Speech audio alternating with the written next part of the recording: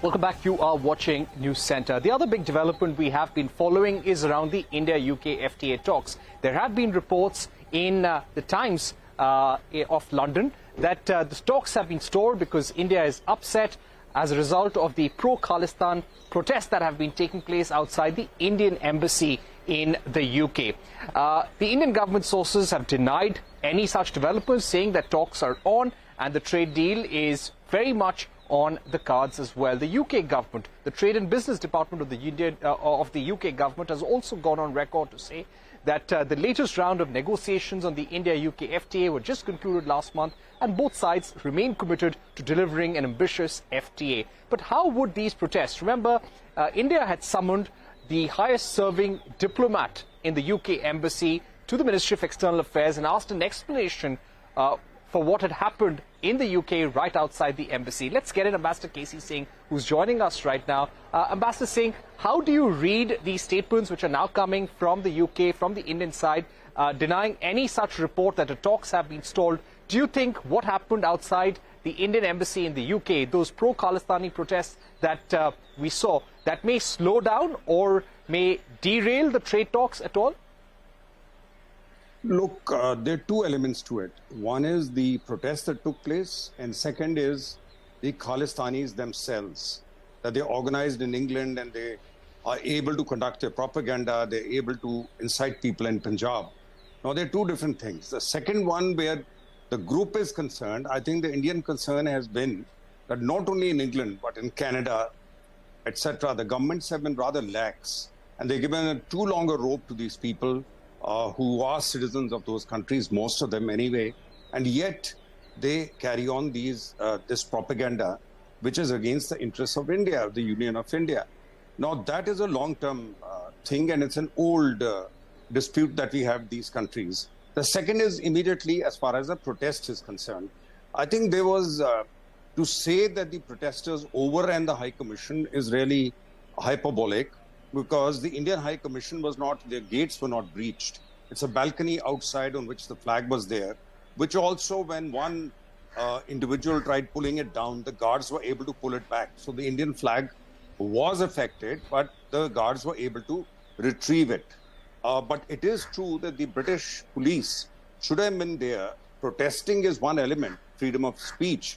But when you start physically attacking a premise of a foreign mission, that's where the police's responsibility is there to keep them on the other side of the road and not have them come in close proximity to the building where they endanger the building or the staff in any manner. And that surely was not done in this case.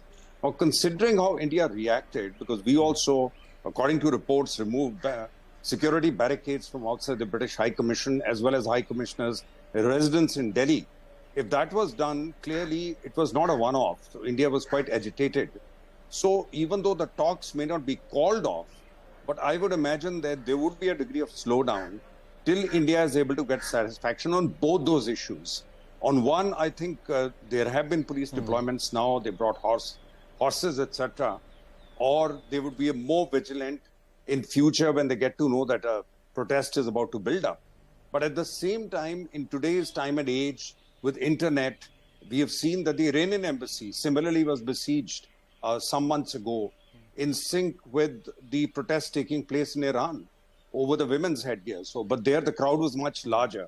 So it's not easy for police force if a very large crowd gathers and then starts attacking, because these cities are very, they don't have that much of police force ostensibly deployed on the streets. You don't see many policemen in England. It's very light policing. It's not that there are people with guns like we see in Delhi, or routes are being blocked off and people with guns hanging around. It doesn't happen in London, etc. Or even in Washington, you don't see it.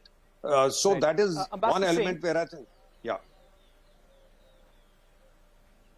Ambassador Singh, do you also believe that, considering that UK would be going to elections, we will be seeing India going to elections next year, there will be pressure on both sides, political compulsions on both sides, which may slow down this deal? Kemi Badenoch, when she was here last year, the UK Trade Minister, had said that she had indicated that there was an internal deadline to conclude these talks by March. That has clearly not happened. But do you think political compulsions on both sides will make reaching a deal this year difficult?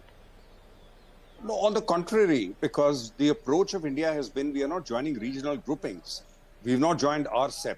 So we have a preference for bilateral deals. And in case of England having withdrawn from the European Union, they are also desperately looking for new links, because that is the whole rationale of the Brexit approach, that you're not bound by European rules and you will be able to have bilateral deals which favor British business more. And so Britain has not been able to do that.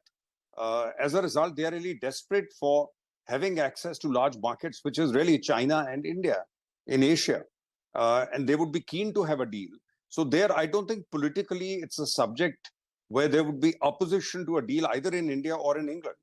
But yes, in terms of maybe they want the benefit of that, and therefore they want it done earlier so that if there's an election, they can say, look, we got this deal with India, etc.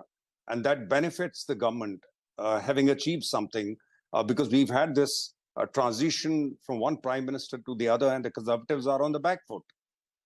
So I don't think that's an issue. But Britain will have to satisfy India on the larger issue of showing greater sensitivity to groups of people who gather or who raise slogans in respect of any state, not just Punjab, which may be against the unity and integrity of India. But here there is a cultural difference, because what is seen as freedom of speech and assembly in the West is not seen progressively as any such freedom in India. So we are much less tolerant to accept this argument. This is part of freedom to assemble or raise slogans. But even Britain has been tightening it up in the last many years. The human rights activists are saying that Britain has tightened up, where they are picking up people who are raising slogans which they find are against Great Britain. So it's a fluid situation, but I think Britain will have to do more. All right. We've run out of time, but Ambassador K.C. Singh, it's always a pleasure to have you on CNBC-TV18 explaining us why the UK may want a deal as soon as possible and how such a deal would be conducive for India as well. But of course, the talks will slow down and are likely to slow down because of the pro-Khalistan protests that took place right outside the embassy in the UK. That's all we have time for on this edition of News Centre. Thank you for watching. Goodbye.